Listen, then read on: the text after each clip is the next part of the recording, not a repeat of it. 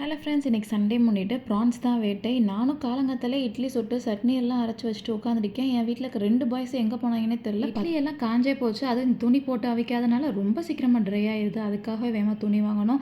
அதுக்கப்புறமேட்டு ப்ரான்ஸ் பிரியாணி செய்யலாம்னு சொல்லிட்டு பல மாதமாக தூங்கிட்டு இருந்த பிரியாணி போட்டை எடுத்தாச்சு. அண்ட் அதுக்கு புதினா வந்து நம்ம செடியிலேருந்தே ஃப்ரெஷ்ஷாக கட் பண்ணிட்டு வந்தாச்சு. இந்த பையனை க்ளீன் பண்ண சொன்னால் பண்ணுறாங்க விடிய பண்ணிட்டு இருக்கான்.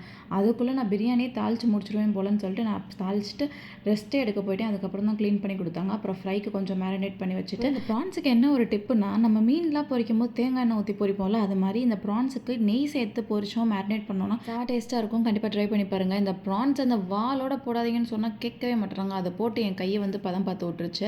அதுக்கப்புறமா நான் தம் போட்டிருக்க அழகை பார்த்தீங்களா. இனிமேல் அந்த கேப்பில் நல்லா வந்து ப்ரான்ஸையும் நெய்யில் வந்து பொரிச்சு எடுத்தாச்சு. ரொம்ப டயர்டாயிட்டேன்ப்பா, கொஞ்சம் ஜூஸ் போடுங்க அப்படின்னு சொல்லிட்டு ஜூஸ் போட வச்சுட்டு திறந்து பார்த்தா பிரியாணி ஆஹா என்ன அழகாக வந்திருக்கு பார்த்தீங்களா. அப்புறம் என்ன நல்லா சாப்பிட்ட குடும்பமாக மட்டையாயாச்சு.